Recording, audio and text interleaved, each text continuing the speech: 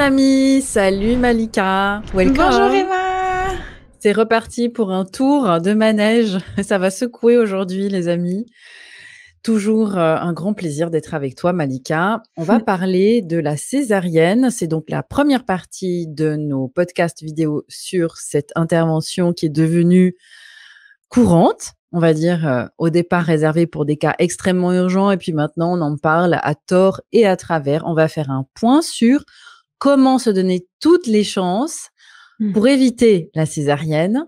On va parler des césariennes d'urgence. Est-ce que tout peut virer au drame en 5 minutes comme on nous le fait entendre? Moi, ça a été mon cas à mon premier accouchement. On m'a dit, madame, si ça va pas plus vite, maintenant, ça va partir en césarienne. Alors, on va faire un point aujourd'hui ensemble avec Malika sur les facteurs de risque qui peuvent amener une césarienne.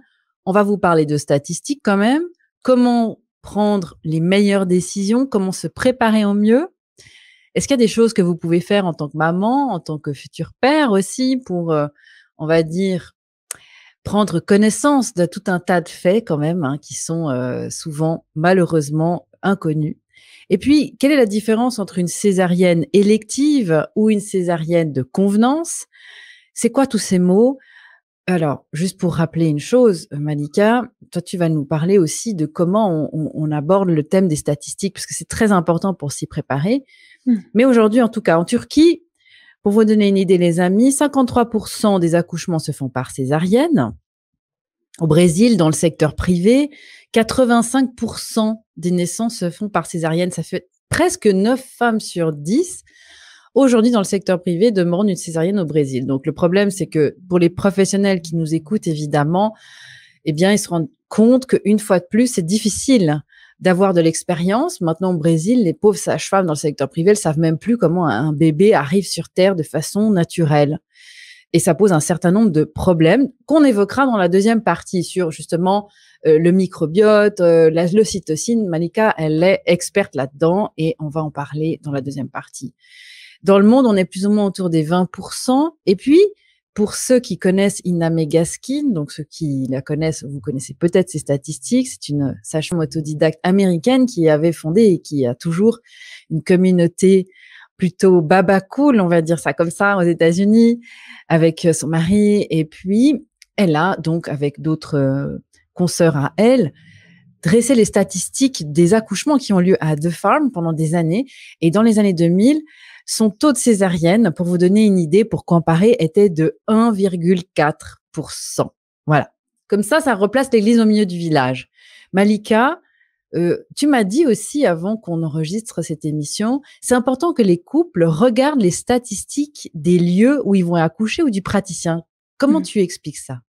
Mais tout simplement parce que nos risques à nous d'avoir une césarienne vont être basés sur là où on se dirige.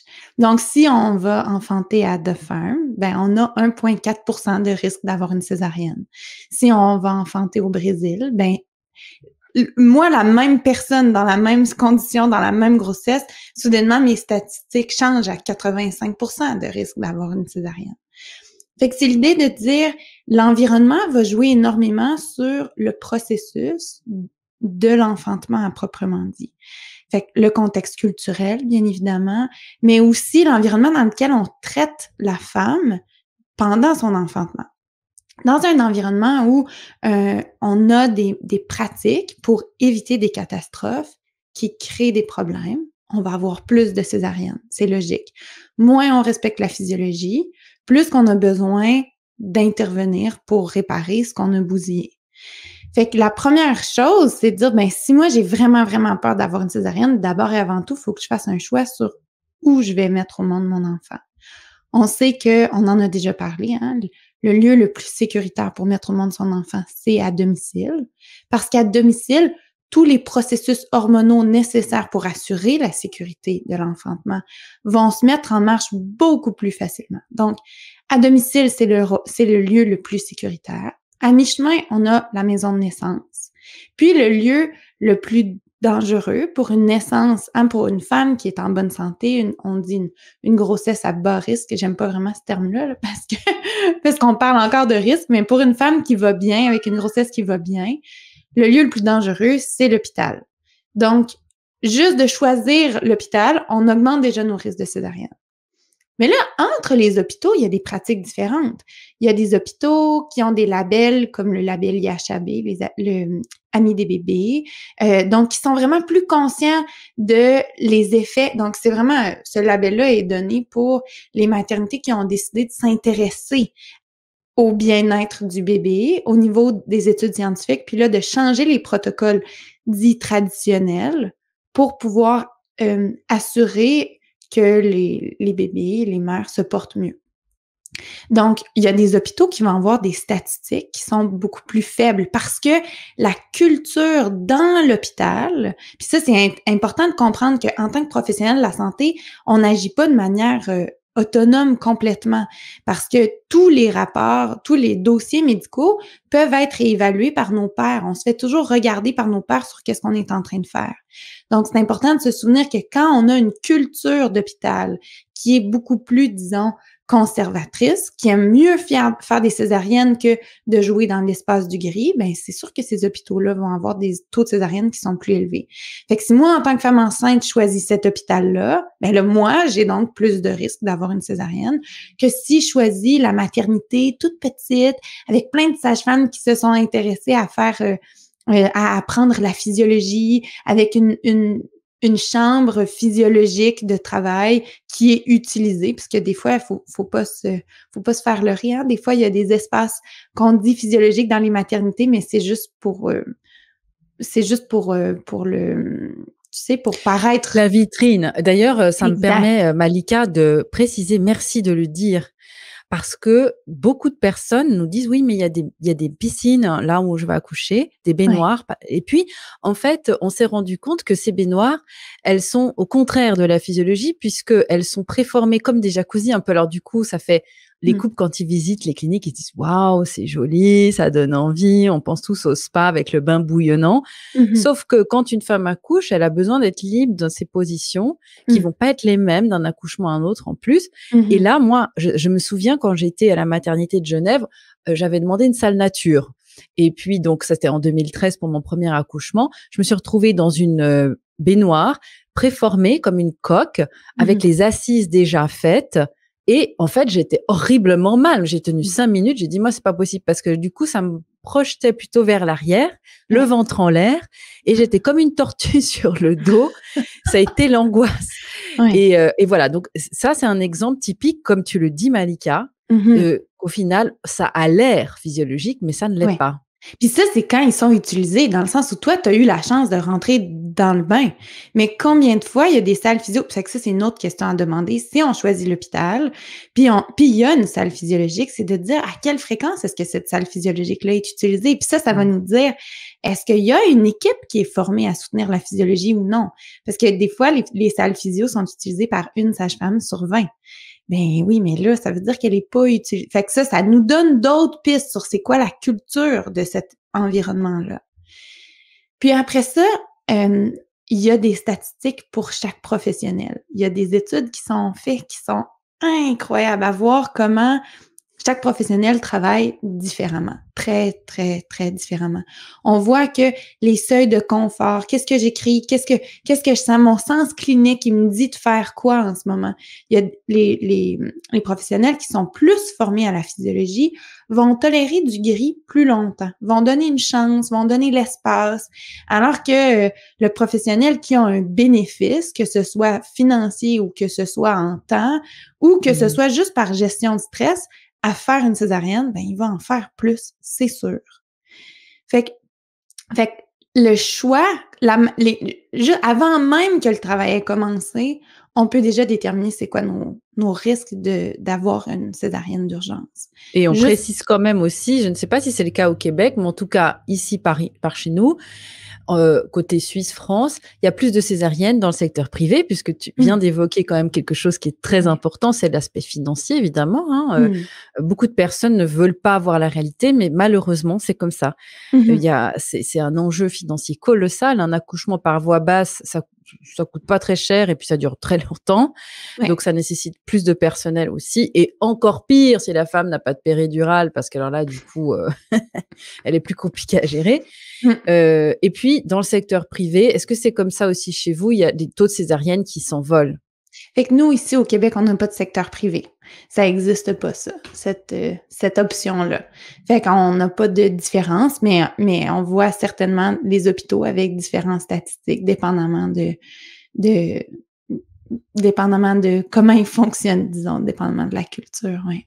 Mais je me souviens avoir travaillé dans une clinique privée. Il y avait une ville en France où tous les autres maternités avaient été formées avec nous pour la méthode Bonaparte. Puis après ça, il restait qu'une seule maternité qui avait pas été fermée, c'était la maternité de la clinique. Puis là, ils perdaient des clients potentiels parce que là, les gens ils disaient ah ben là nous on a fait Bonaparte, on est intéressés puisque là c'était comme un effet de groupe dans toute la ville. Fait que cette maternité-là, cette clinique-là nous a apporté. Puis le clash était, je veux dire, ça reste toujours difficile les enseignements qu'on apporte parce que quand on enseigne la physiologie à des gens qui en ont jamais pratiqué, c'est toujours un peu un choc. Oui. Mais dans cette clinique-là, c'était juste, disons qu'il y a eu beaucoup de pleurs. Disons que ça l'a remué émotionnellement l'équipe vraiment très fortement parce que leurs habitudes étaient tellement à l'encontre de la physiologie. Parce que, ben, c'est plus long, la physiologie. Puis d'ailleurs, on a, il y a plusieurs années de ça, puis là, je m'en veux tellement de pas avoir pris en note. C'était un économiste qui nous avait donné cette conférence-là.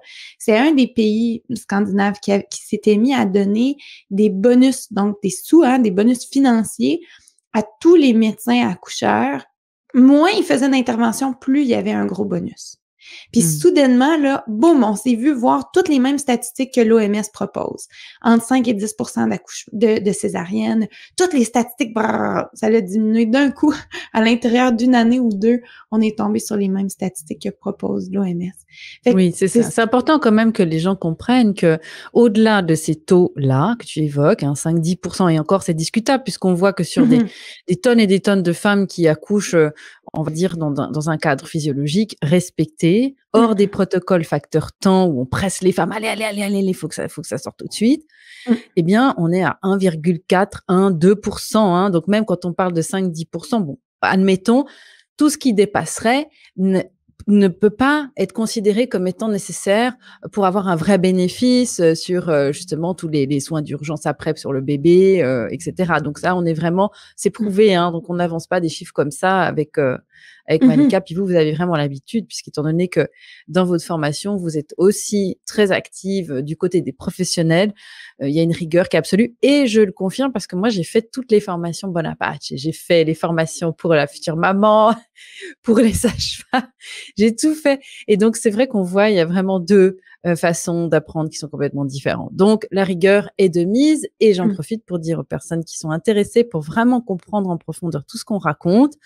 Dans la barre d'infos de nos vidéos, vous avez les liens pour les formations Bonaparte et puis aussi pour les informations concernant le premier livre, Faux départ, qui sort bientôt. Alors, du coup, Malika, quand on parle de facteurs de risque, maintenant on a fait le tour un peu de l'état des lieux, il y a des choses quand même qui sont ultra courantes, on va dire même systématiques, à part quelques rares exceptions, et qui en fait, sans que les gens le sachent, créent de vrais problèmes qui peuvent amener à une césarienne si on n'est pas au courant. Est-ce qu'on commence peut-être par la position pourrie, comme dit ta maman, la position sur le dos, ça te va si on parle de celle-ci en premier? Ben oui, certainement. Puis je suis contente qu'on fasse cette transition-là parce que c'est important de comprendre que les femmes qui ont vécu des césariennes à l'hôpital, disons s'ils étaient dans un hôpital où on faisait 30% de césariennes, puis les autres ils se disent ben moi est-ce que ça veut dire que j'en aurais pas eu besoin? Puis je pense que c'est important de comprendre que le moment où on a dit OK là c'est le temps d'aller en césarienne, c'est probablement vrai, mais c'est toutes les choses qu'on a faites derrière qui a causé le besoin que ça arrive. Mais si on n'avait pas fait X, Y, Z, puis là, on va en adresser plusieurs, dont la position pourrie, ben probablement que là, le besoin n'aurait pas été. Fait que la position pourrie, ce qui s'appelle, qu'on appelle dans le modèle médical le décubitus dorsal, qui est aussi la position gynécologique, où la femme, elle est sur le dos, les jambes dans les étriers, elle crée des problèmes au niveau de la sortie du bébé pour plusieurs raisons. Je crois que... Voilà, je prends mon bassin pour vous montrer. Le bassin, il est flexible, il bouge. Ici, hein, les ischions, ils ont la capacité de s'ouvrir. Pour ouvrir les ischions, il faut rapprocher les genoux. Quand je rapproche mes genoux, l'espace ici s'ouvre. Puis quand j'ouvre mes genoux, l'espace ici se referme. Puis c'est l'espace ici en haut du bassin qui va s'ouvrir. Fait que quand je mets la femme en position gynécologique, ce que je fais, c'est je prends cet espace-là puis je le rétrécis. Quand la femme est sur le dos, le sacrum ici, donc ça, c'est la partie ici comme ça bouge comme ça l'ouvre. Si la femme a tout son poids sur son sacrum, le sacrum, il peut pas ouvrir. Fait que je referme ici, je referme ici. Fait que est-ce que vous... Je pense, hein, c'est assez évident, tu comprends? Absolument, absolument, bien sûr.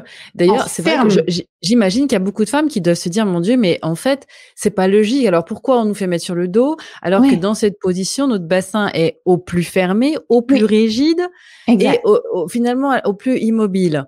Hein, ça, je crois que c'est vraiment un des grands clichés, dogmes, tout ce qu'on veut, programmation, allons-y, qu'on a.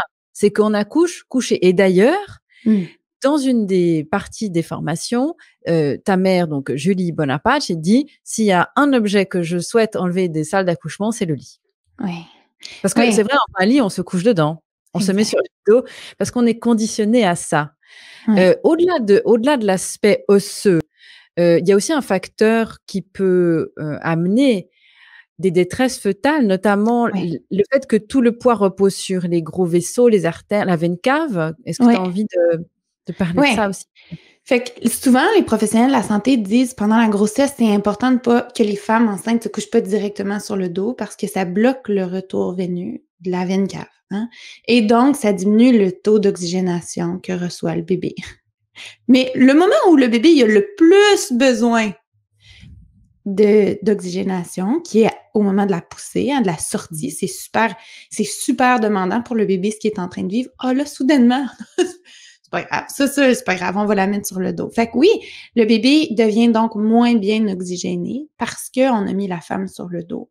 Puis là, on va voir un tracé du cœur qui va être moins bon. Puis souvent, on va envoyer les femmes en césarienne d'urgence parce que le bébé va pas bien, parce que la mère est sur le dos, parce qu'on l'a mis sur le dos. Pourquoi on l'a mis sur le dos? Tu posais la question tantôt. Tu veux que je réponde à cette question-là, Emma?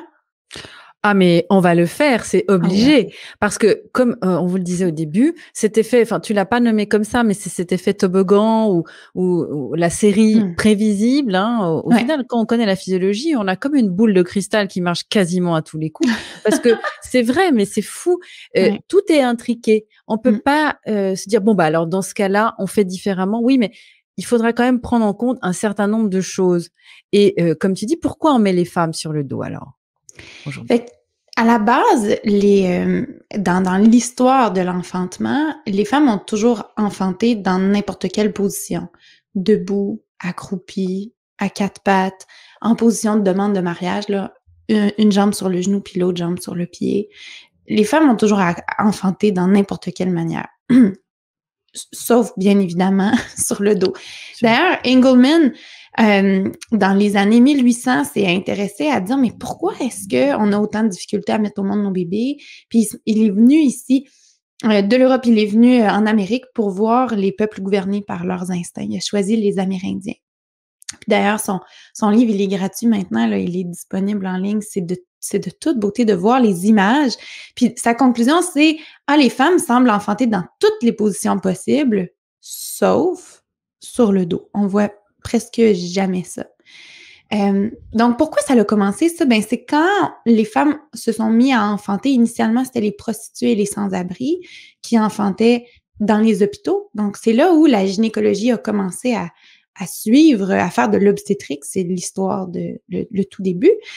Puis, les gynécologues trouvaient ça incroyablement inconfortable de devoir être accroupie, tu sais, la tête à l'envers, pour essayer de voir qu'est-ce qui se passait. Et donc, de là est venue l'idée de dire, ben, en gynécologie, on met les femmes en position gynécologique. Ça va être beaucoup plus confortable pour moi. Moi, je vais voir la vulve devant moi, le bébé qui arrive. Je vais pouvoir être confortablement assis sur une chaise. Et donc, ça, c'est une des deux raisons principales. C'est le confort du professionnel de la santé. Puis là, malheureusement, une fois qu'on a commencé à faire ça, on a enseigné puis on a compris dans cette position-là. Fait que ça fait en sorte qu'aujourd'hui, on a des tonnes de professionnels médicaux qui savent même pas, par exemple, faire un toucher vaginal dans d'autres positions que celle-là. Fait que là, ça se perpétue parce que là, les gens, ils savent, oui, mais là, si j'ai une manœuvre d'urgence à faire, j'ai juste appris dans cette position-là. OK, fait que mets-la dans la position, oui, où tu risques d'avoir besoin de faire des interventions parce qu'il va y avoir une urgence. Parce que si ça arrive, là, tu vas savoir quoi faire. On essaie de prévenir une merde, on crée la merde, puis là, après ça, on est dans une bonne disposition pour pouvoir régler la merde. Ah, je suis ravie de t'entendre parler comme ça. Pour une fois, c'est pas moi qui dénonce en parlant de...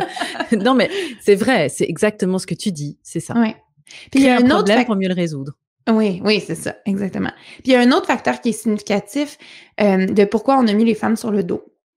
C'est que pendant, si on pense à un chien, par exemple, hein, quand notre chien veut nous dire, puis on le flatte, puis on s'amuse, puis tout ça, puis là, notre chien, qui a confiance en nous, il veut nous dire, j'ai complètement confiance, tu es mon maître, je me mets complètement vulnérable à toi.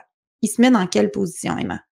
Ah ben ça, je le sais bien, puisque tu sais que moi aussi, j'ai étudié la psychologie animale. Ça a été vite fait d'ailleurs, hein. La psychologie humaine, c'est beaucoup plus long. C'est vrai que là, ça a pris 20 ans, mais la psychologie animale, effectivement, tu apprends que le chien se met sur le dos pour se soumettre à son supérieur hiérarchique. Voilà, c'est pour dire, j'ai confiance, je vais me mettre dans une position où t'as totalement la possibilité de me tuer. Hein. Si on appuie sur l'abdomen avec notre pied de notre chien, on a la capacité de le tuer. Donc, il dit, j'ai confiance en toi, je me soumets, je me mets dans cette position-là. Quand les femmes enfantent de manière librement, il y a ce qu'on peut appeler, disons, l'aspect tigre qui sort chez la femme, l'aspect animal, le rah. Il y a personne qui va m'enlever mon bébé, je sais quoi faire, tassez-vous de là. Ça vient avec une puissance qui est d'ailleurs une des choses extraordinaires à découvrir dans le contexte de l'enfantement physiologique. Parce que quand on a découvert qu'on est puissante, mais après ça, on n'a plus besoin de se faire dire quoi faire par toute le tralala par le gouvernement, fonctionnellement, qui nous dit ton bébé, tu devrais le mettre dans une autre pièce, ton bébé, tu devrais le laisser pleurer. Là, une fois qu'on a découvert cette puissance-là, on est beaucoup moins docile.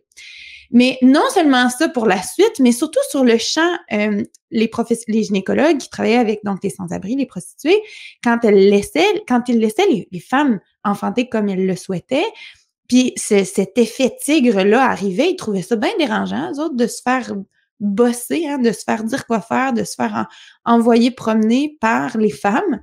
Puis ils se sont rendus compte que quand on met les femmes sur le dos, hein, dans la position gynécologique, puisque c'est la position ultime de vulnérabilité, cet effet-là n'apparaît plus. Et ça, c'était vraiment un soulagement pour eux parce que soudainement, là, c'était eux qui regagnaient le contrôle et le pouvoir sur les femmes à ce moment-là. Alors, ça, je pense qu'il y a beaucoup de personnes pour qui ça doit être difficile d'entendre ces mots-là. Et je voulais quand même vous dire, les amis, qu'il y a une vidéo prévue qu'on va faire avec Malika justement sur la culpabilité, sortir de ces traumatismes d'accouchement, parce que des fois quand on réalise certaines choses, on peut se sentir coupable, et ça c'est vrai que ce thème de la culpabilité, il est ultra important aussi dans le thème faux départ. Et puis, si vous regardez cette vidéo, je ne sais pas dans combien d'années, on enregistre en 2022, eh bien, allez fouiller parce qu'elle sera sûrement déjà faite. Donc, vous avez tout dans les barres d'infos pour retrouver l'endroit où on met la malle trésor avec tous les épisodes de Faux Départ. Mais vraiment, c'est très important parce que, tu vois, Malika, quand tu annonces ça, toi, t'es née dans la soupe avec, on va dire, ta mère qui a ouvert le sentier depuis 3 décennies.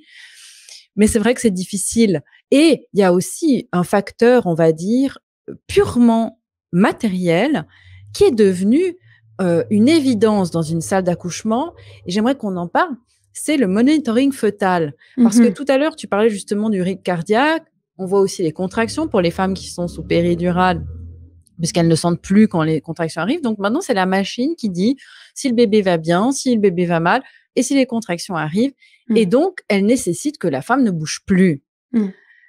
Et ça aussi, c'est un des grands facteurs de risque puisque ça force la position sur le dos. Rares sont les femmes qu'on voit déambuler avec un monitoring. Alors moi, on m'avait dit aussi: «Oui, mais madame, on vous met ça, sans fil». Sauf que dans la plupart du temps, alors déjà ça marche avec le Wi-Fi, alors c'est pas non plus, hein, quelque chose qu'on adore avoir, scotché au ventre. Mais en plus, la plupart du temps, il y a pas assez de batterie, les piles sont pas chargées. Donc au final, moi j'ai reçu pléthore de témoignages de femmes qui m'ont dit: «Oui, Mmh. mais en fait, ça c'est de la poudre aux yeux, c'est pour que les femmes viennent, Mmh. dans notre établissement, enfin dans l'établissement en question, puis au final ça fonctionne pas tant que ça». Donc ça force aussi, d'être sur le dos. Qu'est-ce que tu en penses toi de ça? Ouais, ben, puis tu le dis bien, techniquement, les femmes sont supposées être capables d'être mobiles avec le monitoring. Puis même dans des contextes où elles ont la possibilité d'être mobiles, ça reste que c'est restrictif. Ça reste que, Mmh. ça me fait penser aux vidéos la performance, hein, qui compare la conception à l'enfantement, puis là, qui met le monitoring sur le mec, pendant qu'il est en train de faire l'amour avec sa douce. Puis, tu sais, on voit qu'il est dérangé par ça. Bien évidemment c'est la même chose pour les femmes aussi. Mais il y a pas juste le fait d'être accroché, mais il y a aussi la manière avec laquelle on fait le monitoring. Dans le sens où, on a des études claires qui nous disent que quand on fait le monitoring en continu, on augmente significativement le taux de césarienne. Tout simplement parce que le professionnel, il va regarder juste la période de temps où ça se passe moins bien. Puis là, il va conclure sur une longue période de temps, hein, il va conclure: «Ah, ici, ça s'est mal passé, donc là, je commence à m'inquiéter». Or, si on avait fait le monitoring intermittent, comme il est proposé dans tous les protocoles, comme l'OMS le recommande, comme le guide du NICE le recommande, je veux dire, ça c'est assez clair partout, malgré le fait qu'on les protocoles hospitaliers souvent respectent pas les directives cliniques. Ça s'en vient, là, toujours. Puis là, je veux pas me faire bâcher par la communauté médicale qui dit: «Oui, mais Malika, ça prend du temps, puis ça s'en vient mieux». C'est vrai que ça s'en vient mieux, je suis d'accord, là. Je suis pas en train de dire que c'est pourri partout, mais je veux dire, il Ça, y c'est aurait moi des qui le dis. Ça, c'est moi. Laisse-moi le sale boulot, Malika. Moi, il y a pas de problème. De toute oh, c'est façon, je suis ça. habituée. Mais c'est ça, donc le fait de le faire, ça crée une erreur, ça crée un biais, en fait, parce que là, on regarde juste quand ça va mal. Alors que si on le fait de manière intermittente, bien, la période que j'ai regardée, puisque les risques sont faibles, que ça tombe dans le petit bout de temps où ça allait pas bien, mais là, on dit: «Ah wow, le monitoring est beau». Puis on tolère mieux, on attend plus, on fait que ça, c'est un élément qui juste le fait de monitorer, puis en plus, ça stresse la femme.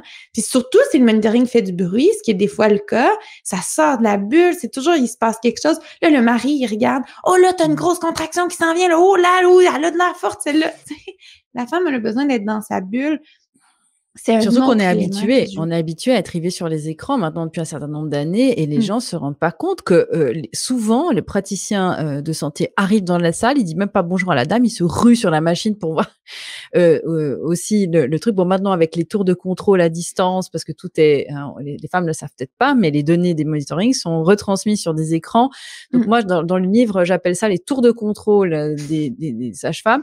Mmh. Et c'est vrai que c'est quand même triste tout ça, mais surtout, que les gens soient bien au courant que le monitoring, lui, ne fait pas la différence entre un bébé qui dort, hein, où le rythme cardiaque a tendance aussi quand même à changer, Mmh. et un bébé qui est en souffrance. Donc il y a un aspect Mmh. médico-légal qu'il faut quand même aussi prendre en compte et bon, on va pas s'étaler là-dessus, mais toi, je sais que tu en parles beaucoup dans la formation pour les professionnels. C'est qu'un professionnel, il ne prendra pas le risque, de ne rien faire. C'est-à-dire que devant Mmh. un tribunal, un professionnel qui a fait des choses, même si ça a mal tourné, il va pas Mmh. être puni parce qu'il va être réputé comme ayant tout fait, Ouais. pour sauver une situation.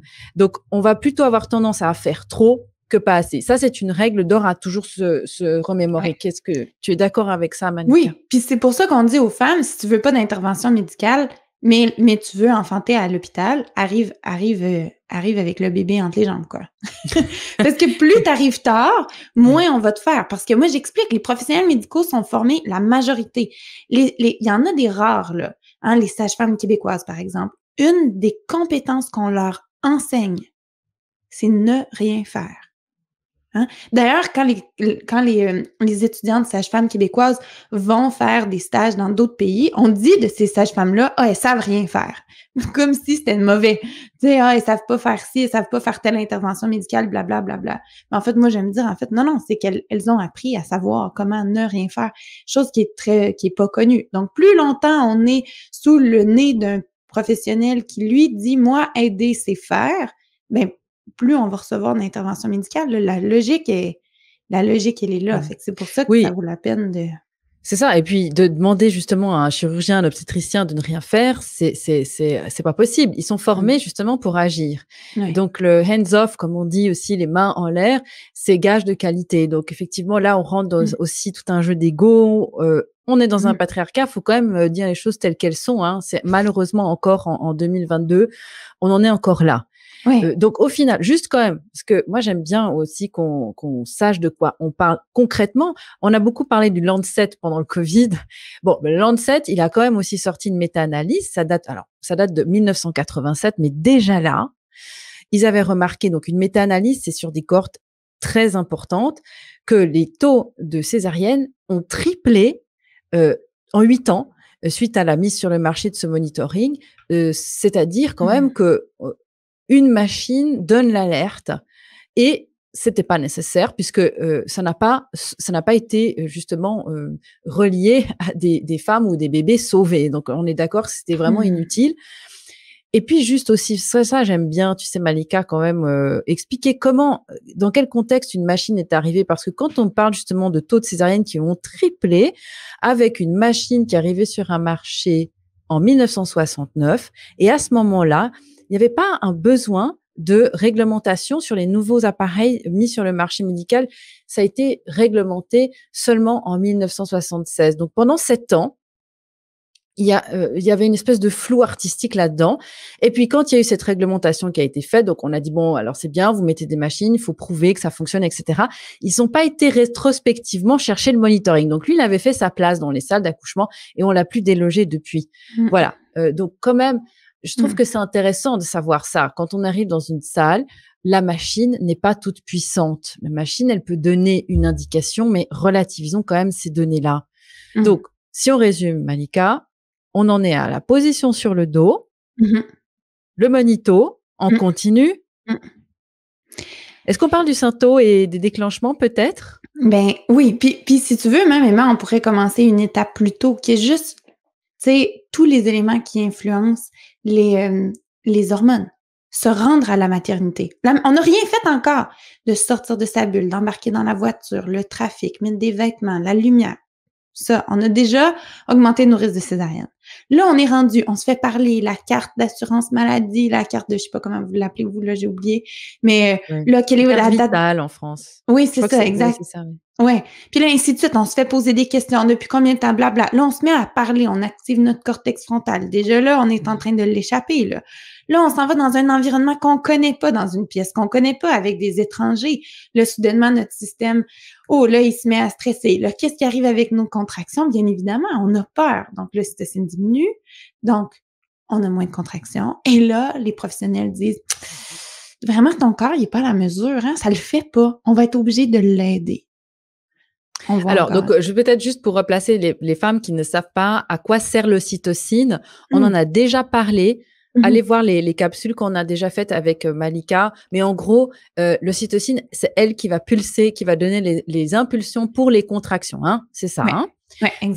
Donc, comme tu le dis justement, déjà à la maison, on est dans une bulle, on est dans ces odeurs. Tout Mmh. notre cerveau archaïque de mammifère, il est rassuré. OK, Mmh. c'est ce que tu nous dis. Mmh mh.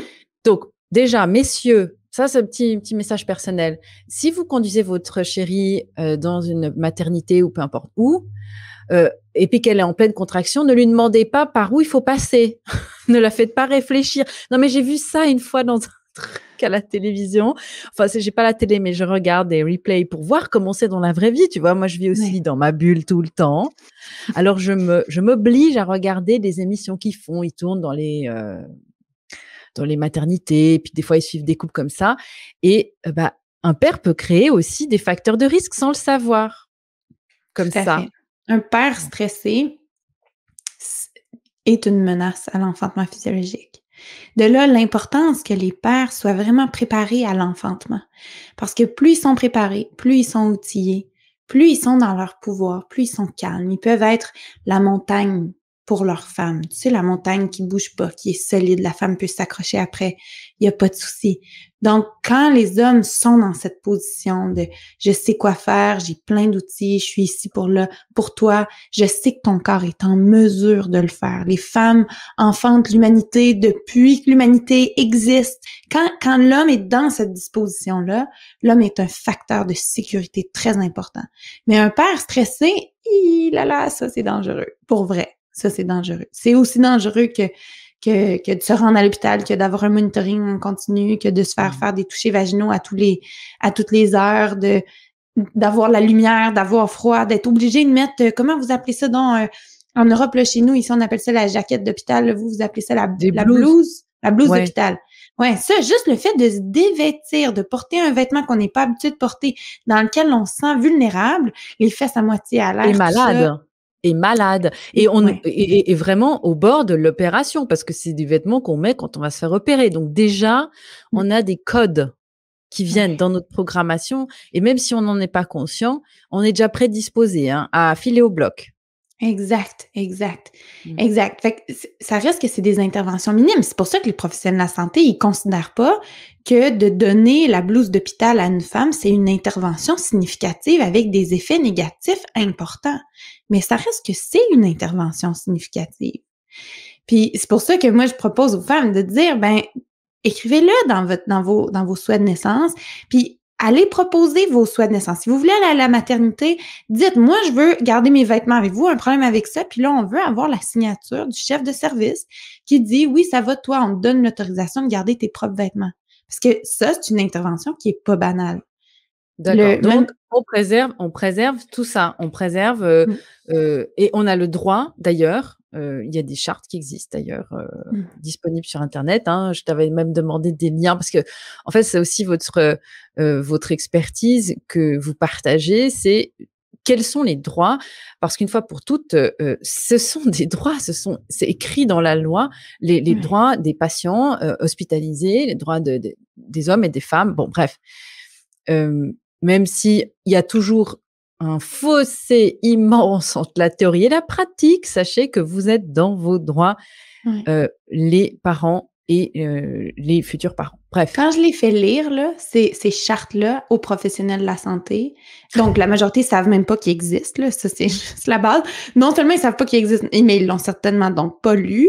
Quand je leur fais lire ça, puis je leur demande, tu sais, donnez-moi des feedbacks, comment c'est pour vous de lire ça, la majorité d'entre eux sont sous le choc de voir comment les protocoles qui sont supposés, eux, être légalement protégés s'ils suivent le protocole, comment ça va à l'encontre Mmh. de la charte. Fait qu'ils disent, oui, mais moi, je suis supposée faire quoi? Je suis supposée respecter la charte ou je suis supposée respecter mon protocole? Parce que là, ils vont un à l'encontre de l'autre. C'est ça. Mais ça, je veux dire, c'est ce qu'on voit. Mais tu sais, mais là, c'est sûr que moi, je suis biaisée en étant au Canada en ce moment, en 2022, de voir que entre la charte des droits puis la pratique, il y a un Mmh. fossé. Hein? Il y a un fossé, Il y a un fossé. fossé et c'est pas réservé aux maternités. Quoi qu'il en soit, on va considérer, en gros que tout ce qui est protocole standardisé à toutes les femmes Mm. est une menace à l'ocytocine, donc Oui. un facteur de risque Mhm. pour avoir un travail qui s'arrête. D'ailleurs, il y a beaucoup de femmes qui disent: «J'arrive à la maternité, tout était régulier, Mm. on débarque, mon chéri et moi et ça s'arrête» et on se fait Ouais. limite engueuler en nous Ouais. disant: «Mais pourquoi vous êtes là?» Ouais. Heu, En fait, parce que tout simplement, c'était régulier. Oui, mais ça ne l'est plus et donc là, on arrive souvent avec un protocole qui exige, le Saintot à partir d'un certain moment quand la femme, elle est, admise, Mhm. c'est comme si elle rentrait un peu dans une prison, elle peut plus en sortir. Une fois qu'on a Mm. enclenché Ouais. tout La la cascade. série voilà, parce que c'est administratif et comme le temps passe vite et que tu sais que nos capsules se limitent à 60 minutes parce que Ouais. sinon on fait des webinaires sur une journée avec Malika, on est passionnés et puis ça s'entend, j'imagine. Bon, alors le syntocinon, heu, qu'on met justement parce que cette ocytocine disparaît, entre autres, hein, parce qu'elle est utilisée à toutes les sauces. Qu'est-ce Mhm. que ça crée justement sur le bébé et qui peut pousser à une césarienne à la fin? Fait que la première chose, c'est que l'ocytocine de synthèse, hein, le syntocinon, le pitocin, elle va créer des contractions qui sont plus fortes tout d'un coup, en n'ayant pas l'effet de l'ocytocine naturelle, donc analgésique au niveau du cerveau. Fait que ce que ça fait, la traduction de ça, c'est que les femmes ont beaucoup plus mal. Donc, à partir du moment où la femme a plus mal, qu'est-ce qui va arriver? Elle va prendre la péri. Puis une fois qu'elle a pris la péri, elle arrête de bouger. Hein, parce que on peut pas. Ça, c'est toute une autre histoire, un autre enjeu au niveau du pouvoir. C'est pourquoi est-ce qu'on fait pas des périambulatoires où les femmes peuvent marcher avec une péridurale? Parce que ça existe, c'est médicalement possible, mais on fait pas ça dans les maternités.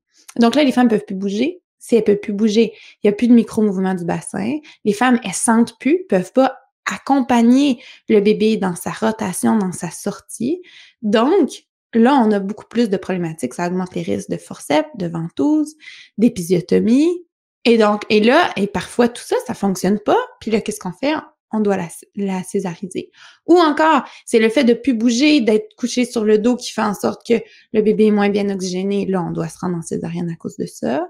Ou encore, l'ocytocine de synthèse, parce qu'elle n'est pas relâchée de manière pulsatile, elle est relâchée de manière continue, on a beaucoup plus de risques d'hypercinésie. Ça veut dire qu'une contraction attend pas l'autre, qui attend pas l'autre, tchou, tchou, tchou, tchou, c'est une après l'autre, au lieu d'avoir des belles vagues qui diminuent, puis le temps pour que le bébé et la maman se réoxygènent adéquatement. Fait que là, le cœur va moins bien parce que le bébé est moins bien oxygéné, puis là, on va en césarienne. Fait que c'est tous ces éléments-là qui font en sorte que qu'on a plus de risques de se rendre en césar. Plus on a fait d'interventions pour pouvoir prévenir la catastrophe, plus on a de risques d'aller en césarienne d'urgence.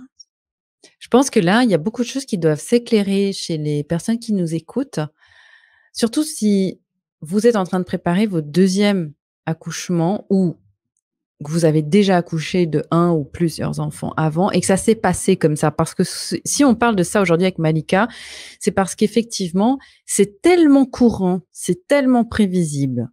Le syntocinon, la position couchée, évidemment, le monitoring qui lui donne l'alerte, mais d'une certaine façon, à juste titre aussi, parce que derrière, il y a l'artillerie lourde qui est lancée. Donc, dans un sens, heureusement qu'on sort ce Oui. bébé à la fin, parce qu'avec tout ce qu'on a mis derrière, le pauvre, c'est des fois des heures. Des femmes qui arrivent, qu'on déclenche, qui ont un col qui n'est pas prêt du tout. Mais il y a aussi une chose, c'est qu'il y a ce fameux facteur de la date prévue d'accouchement qui rentre en compte. Et ta maman nous disait de ne pas hésiter à tricher sur la date de conception pour pas avoir cette pression absolue de « Ah c'est l'heure, maintenant, faut accoucher ». Moi, j'ai vu, Malika, des scènes où le praticien fait l'échographie parce que la femme arrive souvent, les femmes ont peur en fin de grossesse, « Ah, je sens moins le bébé bouger ». Il y a tellement de choses qui peuvent là, justement, être stressantes et c'est normal. Et l'échographie aux urgences où tout va bien, le bébé va bien, etc. Mais on vous garde quand même parce que vous êtes arrivé au terme ou vous êtes à quelques jours du terme. Donc, si dans 2 heures, moi j'ai vu ça, tel quel, si dans 2 heures votre travail ne s'est pas mis en route, on déclenche au syntocinon. Donc là, dans ce cas de figure, il y a beaucoup de femmes qui ont des cols qui sont complètement fermés. Donc, mettre du syntocinon à tout va, en plus dans des cas comme ça, forcément, le bébé, il va pas aimer parce qu'il va falloir vraiment... je sais pas si tu as envie d'évoquer ça aussi. Oui, puis sur un déclenchement qu'on dit échoué, hein, si on a essayé de déclencher une femme de tous les moyens puis qu'on n'a pas réussi, ça s'en va direct en césar.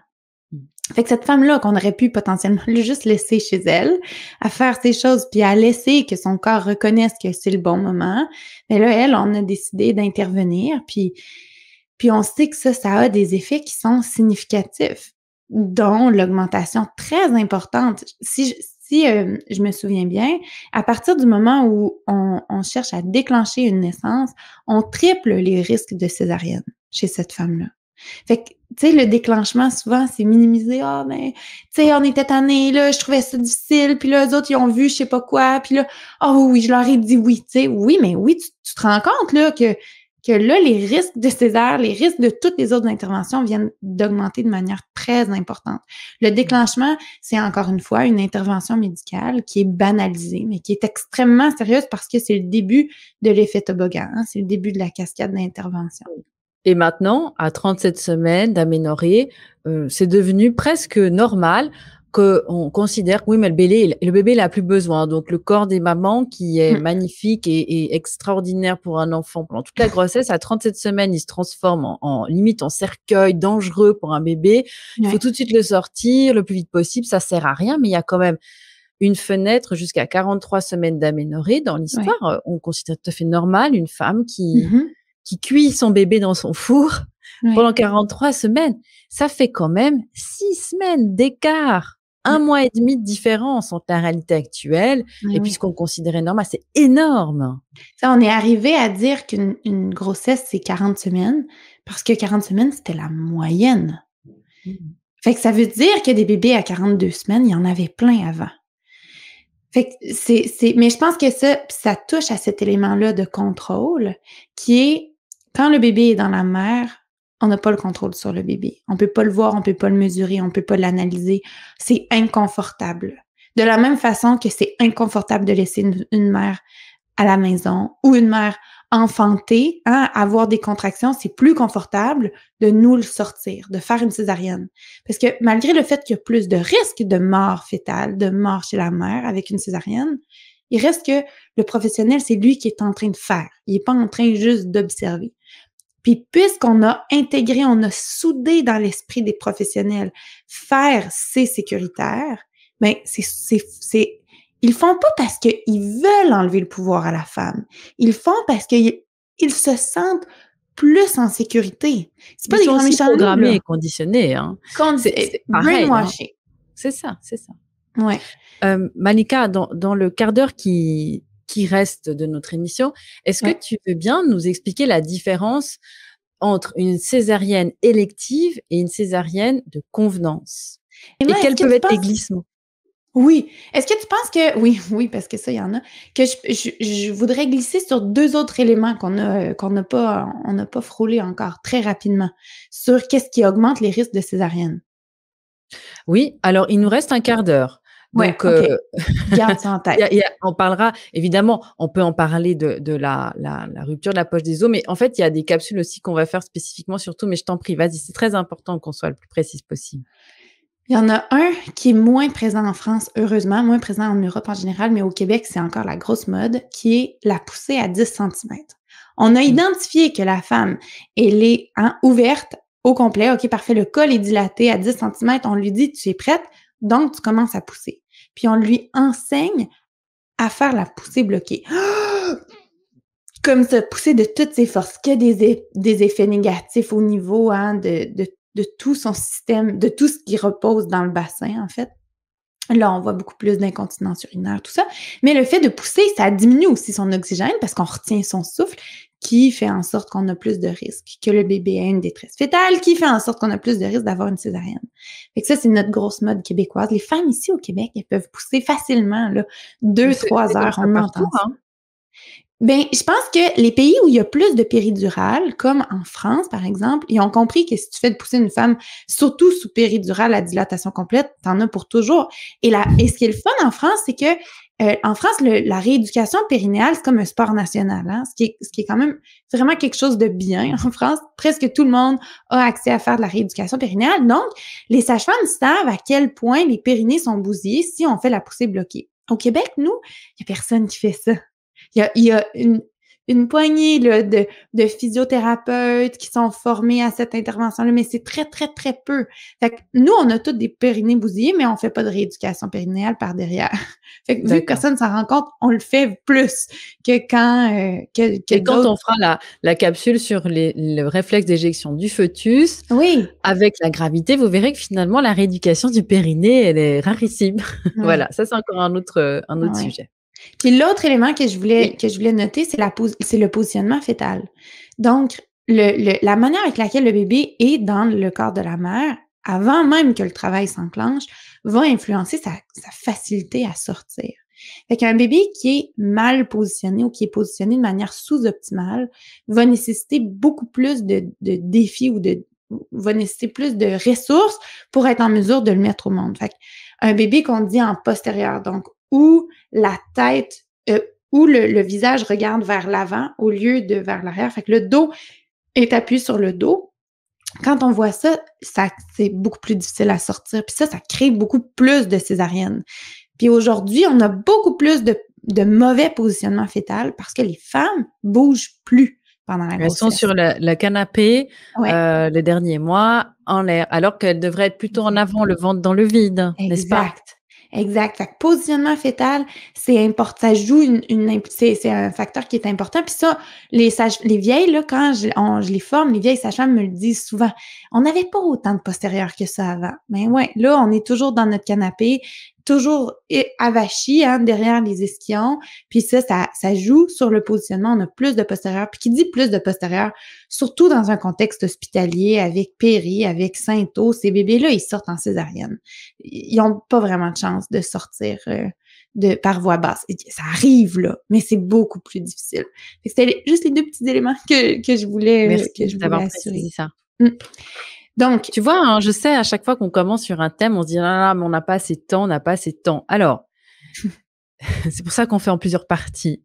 oui, Césarienne élective ou de oui. convenance? Quelle est la différence, Malika?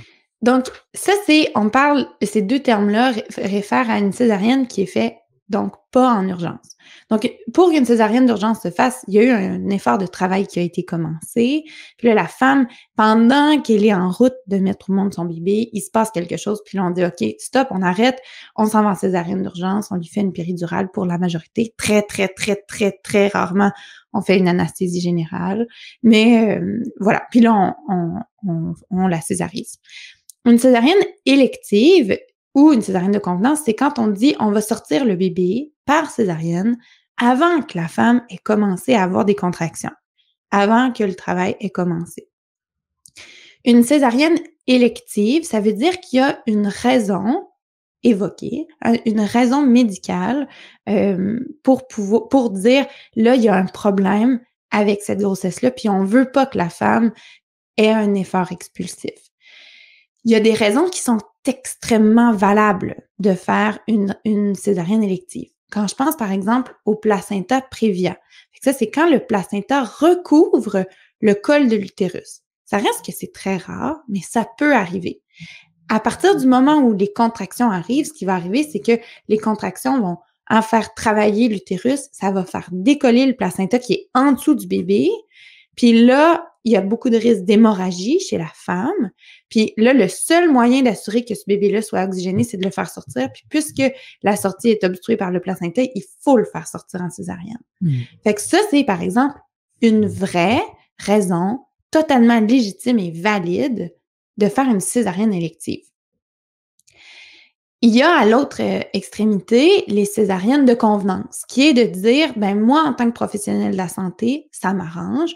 Puis que la femme dit aussi, moi, en tant que femme enceinte, ça m'arrange qu'on sorte mon bébé avant même que j'aie des contractions. Parce que, je sais pas, mais je suis tannée d'être enceinte, parce que il y a un événement spécial que je veux, puis que je veux aller, puis il faut absolument que j'aie mis au monde mon enfant, parce que c'est plus facile pour l'organisation, parce que je suis mère porteuse, puis je veux pas avoir tout le shoot d'ocytocine, puis toutes les hormones, parce que je vais m'attacher trop facilement à ce bébé-là, puis ça va être plus facile pour moi de donner ce bébé-là. Hein? Fait que ça, c'est des raisons qu'on va dire de convenance. Personnellement, je pense que dans les césariennes de convenance, ça vient souvent du fait que le brain, hein, le choix libre et éclairé n'a pas été fait. Parce que si les femmes se rendaient compte de tous les risques associés à la césarienne versus l'enfantement physiologique, l'enfantement voix basse, je pense pas qu'ils choisiraient la césarienne.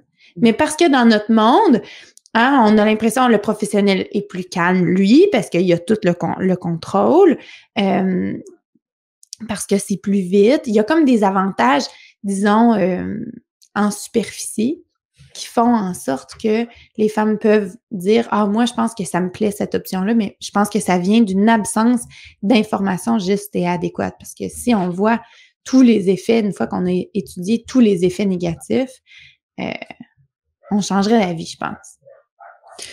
Il y a aussi une chose, qui est terrible, c'est le thème des violences, obstétricales Et je me souviens d'une jeune femme qui n'arrivait pas à parler de son premier accouchement, tellement ça avait été violent.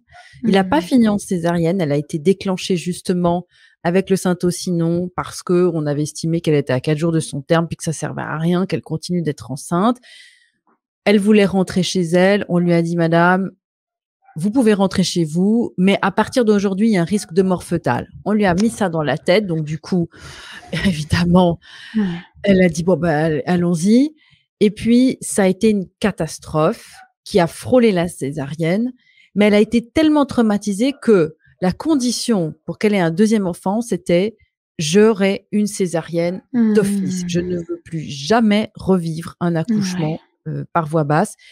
Et je pense qu'effectivement, dans ce genre de cas-là, c'est prévisible que ça se passe comme ça, que les femmes demandent des césariennes aussi, parce que bon, on parle du Brésil où il Mais y a le oui. culte du corps, et cetera. Bon, ça, c'est évident pour tout le monde de comprendre pourquoi il peut y avoir des abus dans ce Ouais. côté-là, mais on parle pas assez de ces femmes qui sont traumatisées ou d'autres qui ont tellement peur, qui sont tellement Mmh. tétanisées Ouais. que voilà. Et donc le rôle du professionnel là, il est capital parce que c'est lui qui peut amener justement cet éclairage nécessaire. Et malheureusement, Mmh. bah, Mmh. c'est très encouragé. C'est très encouragé. C'est beaucoup plus Mais simple ouais. pour tout le monde finalement. Ouais. C'est simple pour tout le monde sur le champ, Oui. quand ça se passe bien, parce qu'il y a plus de risques que ça déroute, hein. Il y a plus de risques de mais à long terme, c'est significatif, là. Si on pense juste, par exemple, à l'effet sur les poumons de ces bébés-là, à leur capacité à eux de développer l'ocytocine, tu sais, la liste, Mmh. elle est longue, elle est très longue.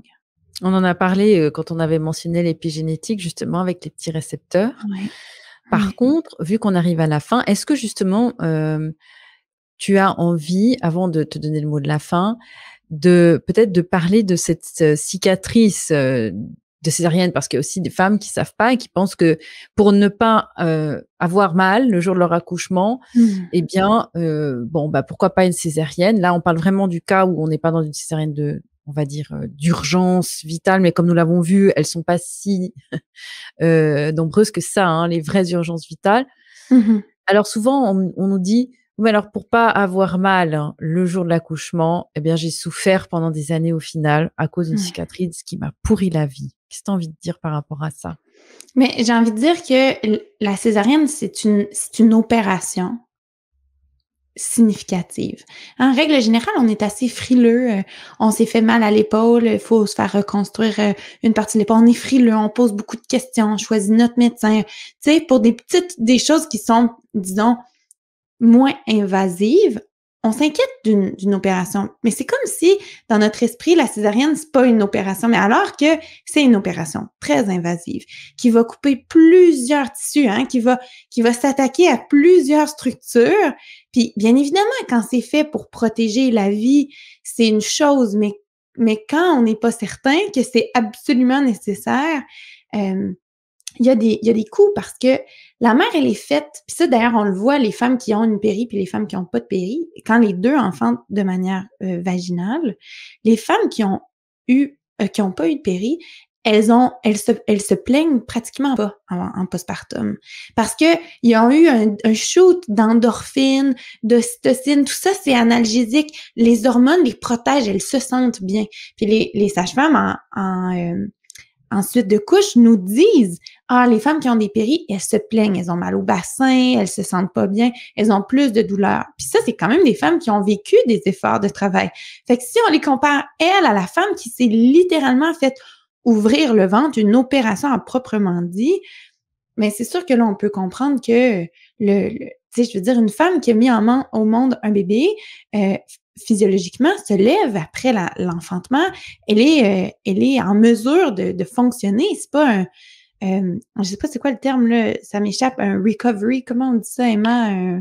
Oui, elle n'est pas en convalescence. Oui, exactement, exactement. Et son corps a vécu plein de choses, bien Mmh. évidemment, puis on veut l'honorer en faisant, en respectant le 4e trimestre, tout ça, mais, mais ça reste que c'est pas la convalescence d'une opération majeure. Mmh.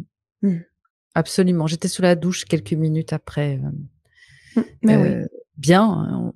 avec les jambes qui fonctionnaient forcément. Moi, je peux vraiment comparer, hein. C'est le cas de ce que je raconte dans ce livre parce que c'était vraiment important pour moi de faire vraiment une comparaison entre les deux expériences. Bon, on arrive à la fin de cette capsule numéro 1 sur la césarienne. Ouais. Merci Malika. Il nous reste 1 minute pour nous dire au revoir. Je te laisse le mot de la fin parce que c'est comme la coutume. Moi, j'aime avoir le mot de la fin de la famille Bonaparte. Comment on peut se quitter? Mais moi, je pense que j'ai envie de dire, tu sais, pour toutes les femmes qui ont vécu des césariennes, c'est d'abord et avant tout d'être douce à son égard, puis de savoir que, tu sais, fort probablement, on a été victime d'un système qui est complètement à l'envers. Puis c'est important de demeurer doux puis de surtout pas se taper sur la tête. Pour les effets négatifs possiblement vécus, c'est de dire, tu sais, on fait face à un système où même les professionnels de la santé savent pas comment diminuer ces risques-là. Alors, douceur, amour, puis il est jamais trop tard pour réparer les choses. Merci Malika pour tes mots qui nous font du bien. Hmm. On reconnaît là la docteure en psychologie spécialisée en périnatalité. Et effectivement, la douceur, on est là pour ça. On n'est pas ensemble sur le même continent, mais le jour où ça sera le cas, on va pouvoir manger nos chocolats préférés en enregistrant parce qu'on est des fans de chocolat. Et on mettra de la douceur aussi de ce côté-là. Ouais. Merci Malika, merci les amis. Partagez les vidéos comme d'habitude pour faire connaître bien toute cette vérité qui est malheureusement reléguée dans les fonds du tiroir, histoire qu'on sorte tous ensemble de cette programmation pour enfin arriver à notre belle souveraineté d'être humain. Nos corps sont merveilleux. Vraiment, ancrez-vous ça dans la tête, les amis. À bientôt. Merci Malika. À bientôt.